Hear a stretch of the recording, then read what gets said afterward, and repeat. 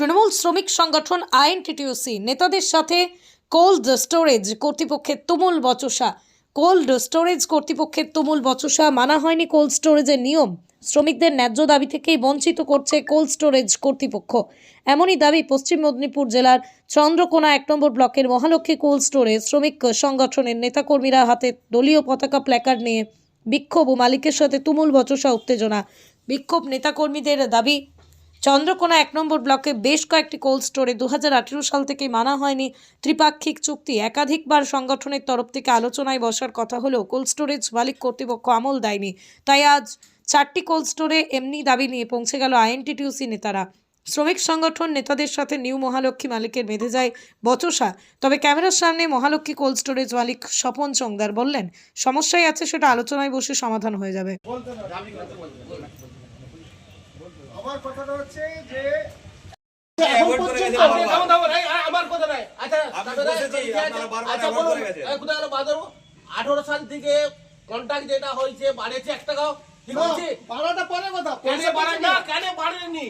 বেতন বাড়ছে, সবকিছু বাড়ছে, আপনি বাড়াবেন না কিসের জন্য? আপনি যারা আলাপ আলোচনা করে গেছে, আমি তো আসছিলাম, তুমি ছাড়া আর কেউ ছিল কি? হ্যাঁ ছিল তো, হ্যাঁ ছিল, কিন্তু আপনি বাড়াননি আজও পর্যন্ত। আপনাকে বসার জন্য আমি সেটা পরে কোথায় আছি, আমি বলছি সমস্ত পেমেন্ট হয়ে গেছে কিনা। পেমেন্ট কিসের? আপনি কম দিচ্ছেন, পেমেন্টটা কম আরে করতে পেমেন্ট হয়েছে কিনা। আরে আপনি আগে তুই পরপর বল, একজন না 100 জন করে একসঙ্গে বলবে। হ্যাঁ 100 জন বলবে বলতে আপনি পালন করছেন কেন? আমাদেরকে কি ভেবেছেন ইউনিয়নকে? এই যে কাগজ দিয়ে রিসিভ করেনি কেন? আরে একটা কথাই শোনা আছে, ওইভাবে নয়, 100 জন করে কথা বলবে তো। আরে 100 জন না, একজনই বলবে, কিন্তু আপনি নিয়ম মেনে করুন। শোনো, আমি যেটা বলছি যে আমার এই ডেটের মধ্যে বসতে হবে, এই ডেটের মধ্যে বসতে হবে। আমি এখানে এইটা দিলাম, আপনাকে রিসিভ করতে হবে। আগেরটা রিসিভ করেননি, এইটা দিচ্ছি, আমাকে এই 2 দিনের মধ্যে 3 দিনের মধ্যে আমাকে বসতে হবে। আমার পক্ষে তো সম্ভব না, আমি তো আমার আই থেকে বেরিয়ে তাহলে আজকে ডেট করুন। ওয়েট করে যাচ্ছেন, তাহলে আপনি তো বেড়াতে চলে যাচ্ছেন। বারবারই তো বলছেন আমি থাকবো না। আমাদের কি করা হয়? দাবিটা কোনো দাবি নয়। আরে ম্যানেজার দাও না। আপনি তো বেড়াতে চলে যাচ্ছেন। আপনি তো ফিল্ড আছেন, আপনি আপনি সই করবেন। সুইজারল্যান্ড যাবেন না, ব্যাংকের মধ্যে বসবে ফাইনাল, এবারে কোন ডেটা বারবার দেখে বা ডেট দেখে চেক করলাম। আপনি আপনাদের ওভার ডিউটি আজও পর্যন্ত 18 সাল থেকে আচ্ছা, ঠিক 1 আছে, টাকা, দাঁড়ান আমাকে বলতে দিন, 1 টাকা আপনি বাড়াননি। অনেকবার আমি আসছি মিটিং করতে, প্রসেনজিৎ মাইতি আসছিল, আজও পর্যন্ত আপনি বসছেননি, পাত্তাই দিচ্ছেননি। এইরকম মনোভাব দেখাচ্ছেন। ক্যাজুয়াল স্টাফ আপনার ক বছর চলছে, এখনো ক্যাজুয়াল স্টাফ দিকে এখনো পারমেন্ট করেননি। আমি একবারে আমরা বসে গেলাম। আচ্ছা, এখানে আপনি ভ্যাকেন্সি যে আছে এইভাবে চালাচ্ছেন, ডিউটি সেভাবে সবকে ডবল ইয়ে করে। তো এইসব আপনার মনোভাবটা কেন করছেন? এইটা আপনি ক্যাজুয়াল দিকে পারমেন্ট করেননি, এই কম টাকা বেতনে খাটাচ্ছেন কিসের জন্য? কোথায় নিয়ম আছে? এটা সরকারি নিয়ম আছে? এখানে ত্রিপাক্ষিক চুক্তি হয়েছিল, আপনাদের মালিক এসেছেন এবং সরকার পর্যন্ত। আপনি আগে বলুন দেখি, ক্যাজুয়াল যে স্টাফগুলো এখনো পর্যন্ত কেন পারমেন্ট করেননি? আমি পরে কথা আছি, আমি আমার ম্যানেজার। আপনি ভেবেছেন যে শ্রমিকরা ইউনিয়নকে কি ভেবেছেন? ধরুন এখানে এইটা ভাবতে হবে, ইউনিয়নকে কি ভেবেছেন এটা ভাবতে হবে। আমরা যে ইউনিয়নে এসেছি এতবার আপনার কাছে, ইউনিয়নকে কি ভেবেছেন আপনি বলুন। তিনটা প্রস্তাব স্টোরে, এক ক্যাজুয়াল দিকে পারমেন্ট করা, 2 হচ্ছে কন্ট্রাক্ট যেভাবে বাড়তি ওভার ডিউটি যে কন্ট্রাক্ট সেটার যেটা চুক্তি সেটা দিতে হবে, এবং ভ্যাকেন্সি যে আছে নিয়োগ করতে হবে। এই 3টি প্রস্তাব আপনি একদম। এই বসাটা এখনো 18 সাল থেকে হয়। 18 সাল থেকে হয়নি, যার জন্য আপনারা সমস্যায় আছেন। সমস্যা আমাদের মেশিনুম নেই, যারা আছে তারা হয়তো লিখিত বলতে পারছে না, মুখে বলতে পারছে না। এই কিন্তু সমস্যা রয়েছে। হ্যাঁ, সমস্যা টুকটাক আছে, প্রকাশ্যে এটা কেউ বলতে পারছে না। সমস্যাটা কিছু না, বসলেই 10 মিনিট 15 মিনিটে সারা। আপনার নাম? আমার নাম কালোবরণ সেনাপতি।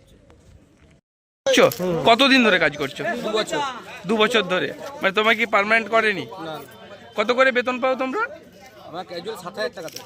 সাথে আর ডিউটি কতক্ষণ করতে হয়? 8 ঘন্টা, ওই যেমন পূর্ণ। আবার লোডিং এর সময় ওভার লোডিং করতে হয়, ওভার ডিউটি করতে হয়, কিন্তু ওভার ডিউটি কোনো পয়সা দেয় না। ওই 7000 টাকা বেতনে কাজ করতে হয়, 8 ঘন্টা করে ডিউটি, এক্সট্রা কিছু নেই? না না, এক্সট্রা কিছু ওর মধ্যে কি কোম্পানি খাওয়া দাওয়া দেয়? না, কি ওর মধ্যে সব কিছু, এই- খাওয়া দাওয়া কিছু দেয় এইভাবে কি চলতে পারে? ওই টাকায় কি সম্পূর্ণ একটা ফ্যামিলি চলে যেতে পারে? না, না চলে না।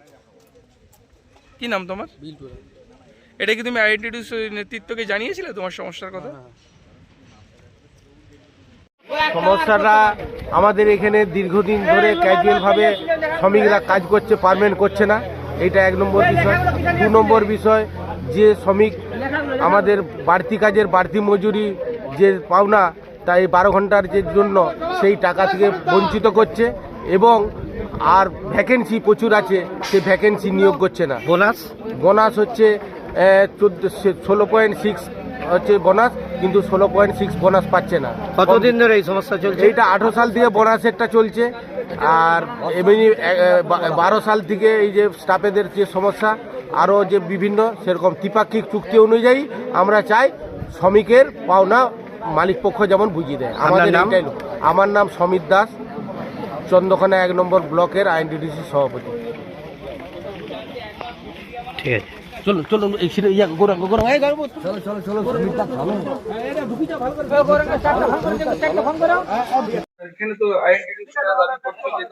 আমি তো সমস্যাটা কিছু বুঝতেই পারছি না। আমার সামনাসামনি বা আমাদের স্টাফেদের সঙ্গে আমার কোনো ডিবেট নেই, কোনো সমস্যা নেই, অথচ ওনারা আমাকে এসে বলছে বহুত সমস্যা। আর ওনাদের সামনে আমি জিজ্ঞাসা করলাম আমাদের কতিপয় স্টাফকে যে তোমাদের কোনো সমস্যা আছে, তারা বলছে আমরা সব ঠিকঠাক করে আমাদের পাওনা ঘন্টা বুঝে গেছি।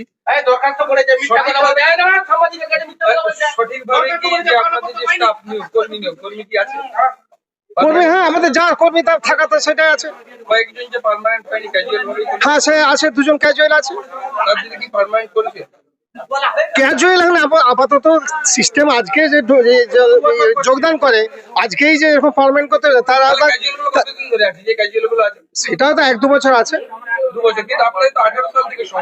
না না, এটা 18 সালের না, 18 সালের সমস্যা। তো উনি বলছেন যে ওভার টাইম, ওভারলোডিং, হেন এই সমস্ত যে পয়সা পাওনা লাস্ট ইয়ার 24 সাল পর্যন্ত পেমেন্ট হয়ে গেছে, কিন্তু ওনারা বলছে পেমেন্ট হয়নি।